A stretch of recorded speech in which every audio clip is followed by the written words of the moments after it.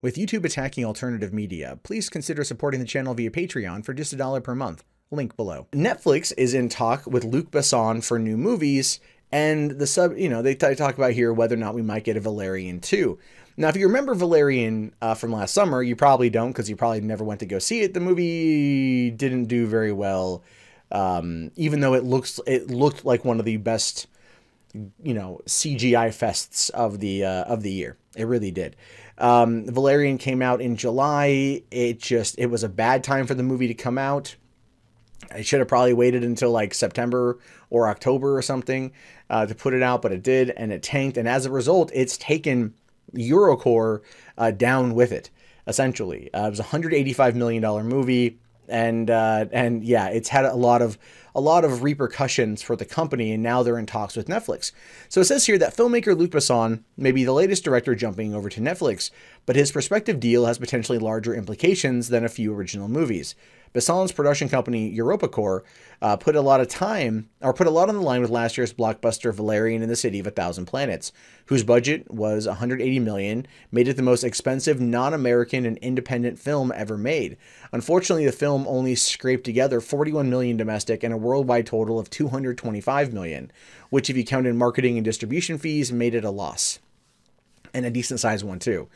So Variety is now reporting that Netflix is in discussions with Besson's EuropaCorp to have the French filmmaker direct and produce several movies for the streaming service over the next few years. These would be Netflix original movies with budgets in the $30 million range, which would bring Besson back to the realm of movies like Lucy and Leon the Professional. Now, only one of those movies is good in my opinion, and of course it's Leon. Lucy was an interesting take on the idea of string theory, but it just unraveled itself by the end. It was just that the ending of Lucy was bad.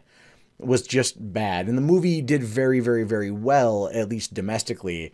And I believe the movie did well because of Scarlett Johansson having been in Captain America Winter Soldier a few months earlier, and people were looking forward to seeing her kick some serious ass.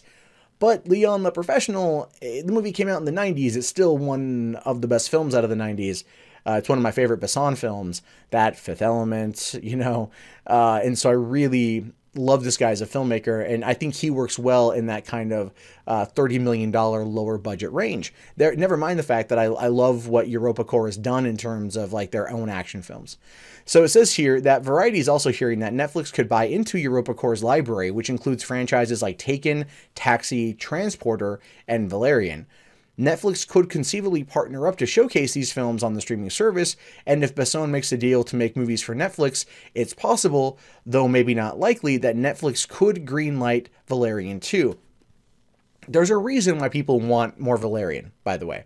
If you don't know what it is, it says here, it's a French comic series of the same name, which was always intended to be the first movie in a franchise, and Besson was upfront about his desire to continue on with the series. The box office disappointment was disheartening for Besson, but it would be interesting to see Netflix take the same track that also made it rise to prominence, greenlighting further seasons of canceled TV shows, applying that to the feature film world. And I think ultimately, if they did that to Valerian, which the likelihood of it happening is probably very small. They'd scale back the budget, they'd scale back the effects, they would scale everything back, and they'd have to make sure that the movie had enough of a following. Now, what's going to probably make this happen would be if they brought Valerian to Netflix and it developed a huge watch base.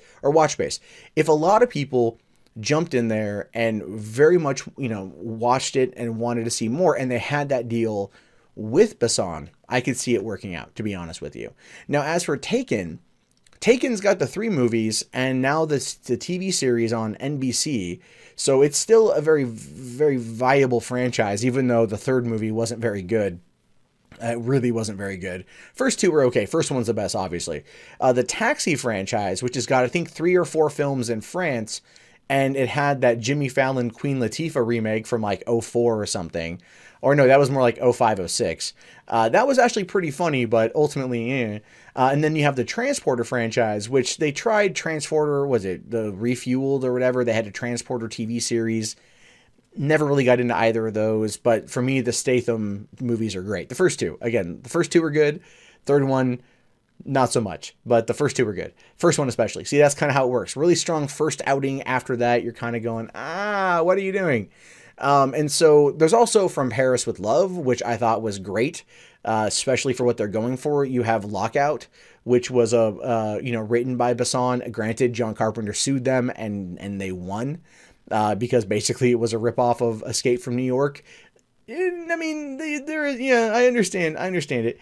Why they lost that particular case. I get that. But that being said, I think Besson is a very talented filmmaker. The Family was actually a really funny, dark comedy that didn't get a lot of love here in the United States. And I really want to see what he comes up with. And I feel like he's always kind of done his own thing. He's always been able to do his own thing. And I think teaming up with Netflix would allow him to go that extra next step in order to really bring it home and just not worry about dealing with the studio system, making the kind of movies he wants to make, not being bound by a PG-13 rating in some of these things, and not having to deal with that. Because I feel like the best thing we're going to get out of Netflix is it's going to give filmmakers the opportunity to straight up do what they want and not have to worry about dealing with any kind of MPAA or any kind of censors. And listen, this is kind of an off-topic thing here, but if it can do anything to damage the MPAA, right? If it can do anything to damage the MPAA and help drive them out of business, I am 100% on board with that. 100% on board with that. I want nothing more than to destroy the lobbying arm of the movie industry, because I really don't like them. And that's just my own political sandbox right there, but I'm going to jump off at that point. That being said, I did see someone in the chat say La Femme Nikita 2, and yes, yeah, none of that Point of No Return, Bridget Fonda remake nonsense. Give me an actual La Femme Nikita movie. Another one, I'd be very happy with that.